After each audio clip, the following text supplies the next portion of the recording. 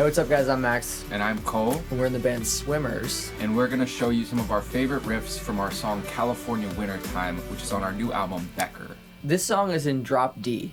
If you don't know what that is, you just tune your E string down a couple half steps, if you have a tuner or whatever, to instead of having it tuned to E, you just tune this E string to D, okay? And that's what kind of gives it the initial body of this song.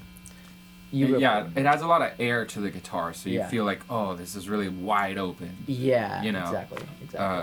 So you start the song. Yeah, okay, so we'll go with live. Okay, so this is how we do it live. Yeah. Basically, I'm playing these weird chords that Max made up. It's kind of like a D7, but instead of putting your pointer finger down, you just leave it open. It's actually a D. It's a D, not a D7. With an open B string. It kind of adds that. Again, we're always talking, like with SWMRS, we're always trying to take like really simple chords and make them our own, in our own way. We're not, by no means are we like Jimi Hendrix. We're not like Eddie Van Halen, but we've been playing guitar our whole lives, and we're really interested in like, how can we change chord just a little bit to give it a little bit more body in our own way? And that's how you can take a D and make it really interesting. So you first play that D, and then you go to A minor.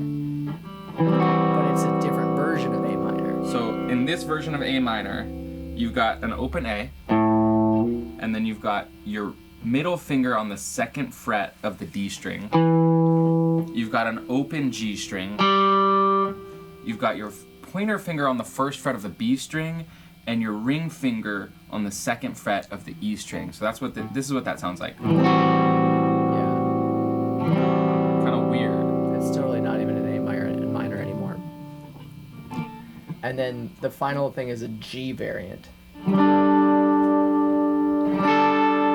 so that is also a strange chord that Max did. Yeah. And now I have to play it live. He has to play it live while I'm singing. Yeah, I did it on the recording. And okay, so my ring finger is on the 5th fret on the D string. G string open again. So that, and then my pointer finger's on the 3rd fret of the B string, and my pinky finger is on the 5th fret of the E string. This is what that sounds like. So all together, it sounds pretty cohesive.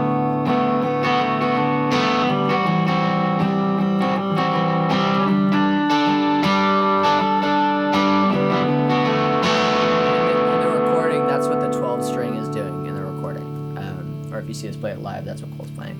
And then when I come in, is typically on the Frozen on the Beach section, and this is like a cool thing that I think Wyatt actually came up with. Wyatt's our awesome producer, sometimes drummer, just all around cool guy. He's right there. He's actually in the corner of this room.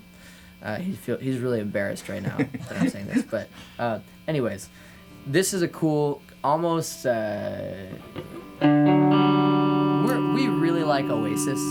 Okay, we really like these kind of 90s Britpoppy kind of bands, and this is like our little ode to that. This song in general is a little bit of an ode to that. But what you do is you go pinky on the 5th fret of the A ring, and then your middle finger on the 4th fret of the D, and you're going. I'll just go A D G. So you're going A D G strings. And you're going to do the same thing down here, but then now you take your pinky off and you put your pointer on the 3rd fret of the A. And you let it ring out. And then your final thing is you put your pointer on the 2nd fret of the A. And then you just hit the open, we're going to call it the E string, but it's tuned to drop D. So that's how you get that drop D. So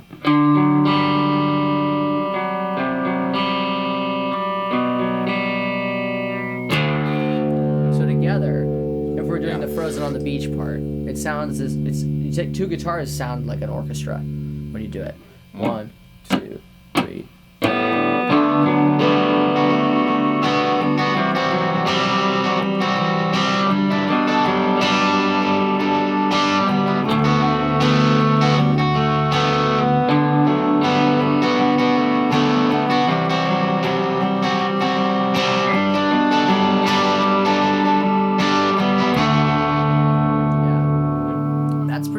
most of the That's song. pretty much the whole song. Yeah. There's one other cool. People might be wondering about this part. So this is from Over the Hills and Far Away, Led Zeppelin.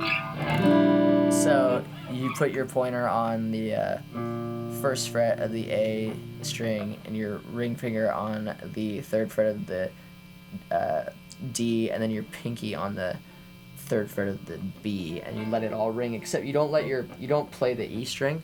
So you'll see me my middle finger kind of mutes the E string. And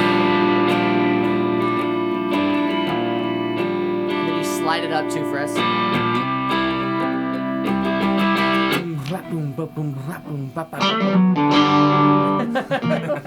So At the end of Rider. So the cool thing is about Rider going into California Wintertime is we're taking a song that's in D, but a little bit more aggressive D. Like Rider is technically in the key of D, and it's like kind of like, whoa, what's going on? And then California Wintertime is also in the key of D, but it's a completely different vibe. But we're putting them together with this one. We're putting them together with this one riff that kind of happens. It's not even a riff. It's more of like this this resonating kind of dissonant. So the thing I was doing at the end is also happening in a different octave at the very beginning of. And California throughout the Wintertime. whole song. Yeah. I believe. It's a little bit lower octave, and if you go to that would be these.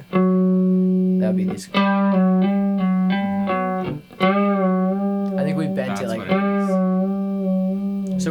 You could got a go. weird effect on there. Yeah, if I had like my I don't know, we in post we did some crazy like sustained effect, but it's like. Actually, I believe it was.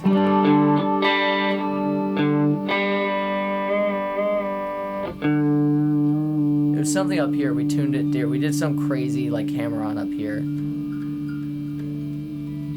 But anyways, that's happening throughout the song. If you don't want to do that, it's an easy way to do it is.